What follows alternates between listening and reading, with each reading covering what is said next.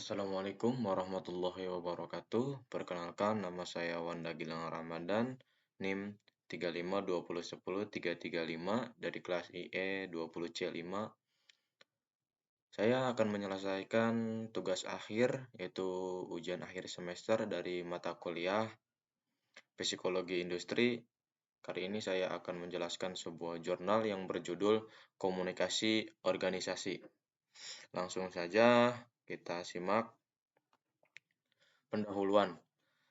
Pendahuluannya itu mengisi yaitu kata komunikasi memang sering kita dengar, tetapi keterampilan berkomunikasi antar negara dan antar budaya tidaklah sesederhana seperti kata komunikasi itu. Negosiasi bisnis bisa menjadi gagal gara-gara ketidakmampuan berkomunikasi. Keterampilan ini menuntut luasnya cakupan wawasan pribadi, budaya, dan sensitivitas terhadap keadaan setempat. Selanjutnya yaitu definisi komunikasi. Komunikasi secara singkat bisa didefinisikan sebagai pertukaran informasi antara pengirim dan juga penerima dengan menggunakan bahasa yang verbal maupun nonverbal. Yang penting bisa dimengerti dengan baik. Nah, ada 3 tingkatan komunikasi. Yang pertama itu interpersonal, yaitu terjadi dalam komunikasi antar pimpinan dengan pimpinan, pimpinan dengan bawahan, dan juga bawahan dengan bawahan. Yang kedua yaitu adalah intraorganisasi, terjadi antara kelompok dalam organisasi, komunikasi antar bagian dalam satu perusahaan. Nah, yang terakhir adalah komunikasi interorganisasi, yaitu terjadi antara organisasi satu dengan organisasi yang lainnya. Untuk tujuan-tujuan komunikasi yaitu yang pertama sebagai kontrol untuk mempelajari kewajiban dan menetapkan otoritas dan tanggung jawab individu. Yang kedua, sebagai sarana menginformasikan dasar-dasar pengambilan keputusan. Yang ketiga, sebagai sarana untuk memotivasi jalinan kerjasama dan kemitraan organisasi. Yang keempat, sebagai penyalur emosi untuk mengemukakan perasaan-perasaan. Nah, ya ini selanjutnya adalah model komunikasi. 5 komponen utama dalam proses komunikasi yang berupa sumber, pesan, saluran, dan penerima seperti yang ditunjukkan pada model komunikasi SMCR ditambah dengan adanya feedback. Model ini merupakan cara yang bermanfaat untuk memahami proses komunikasi. Merupakan model yang dikemukakan oleh Shannon dan Weaver dan juga Scrum dalam Gibson DKK 1990. Ada 5 model komunikasi. Yang pertama adalah sumber atau source, yaitu merupakan asal pesan atau informasi bisa individu maupun organisasi. Yang kedua, message atau pesan merupakan stimulus, gagasan, ide-ide yang ditransformasikan oleh sumber kepada penerimanya. Yang ketiga, saluran atau channel merupakan alat menjadi suatu pesan, bisa sampai kepada penerimanya. Yang keempat, penerima, reseptor, yaitu menerima pesan itu sendiri, bisa individu ataupun kelompok.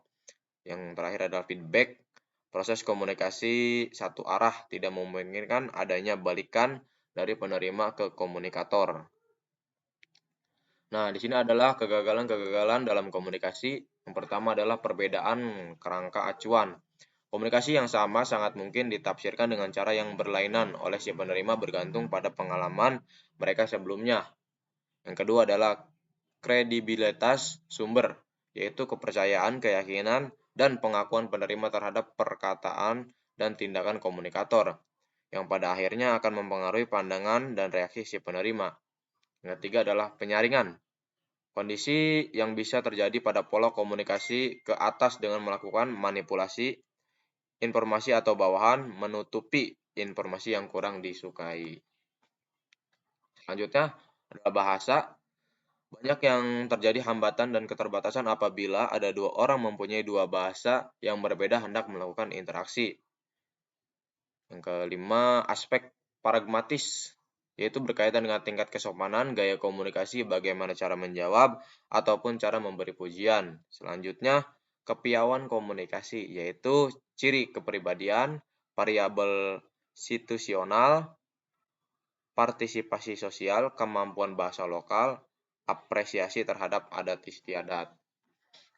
Nah, di sini ada 5 komunikasi dalam perilaku kerja. Yang pertama seleksi, kedua penampilan kerja, ketiga negosiasi, keempat training, dan kelima adalah iklim organisasi.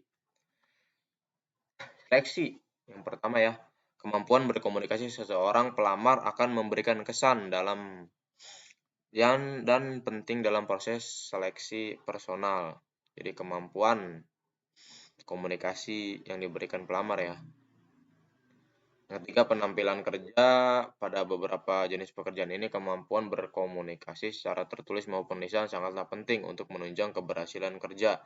Komunikasi lisan merupakan kemampuan yang berkaitan erat dengan penampilan kerja. Negosiasi berkaitan dengan sifat internasional, di mana perlakuan suatu usaha untuk memahami dan mengetahui budaya negara lain. Karena banyak perdagangan, bisnis, dan kerjasama antar negara yang mempunyai perbedaan budaya sehingga tidak terjadi miskomunikasi. Selanjutnya adalah training. Komunikasi ini penting dalam mengembangkan dan mengimplementasikan program training.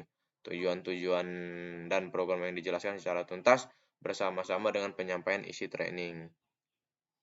Iklim organisasi. Suasana organisasi merupakan kombinasi atas persepsi masing-masing.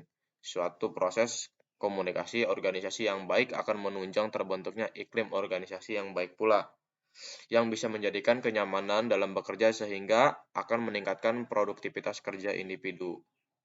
Nah, untuk sebagai penutupnya adalah kesimpulannya, dalam suatu organisasi, setiap individu pasti mempunyai peran, tugas, dan tujuan memasuki organisasi tersebut.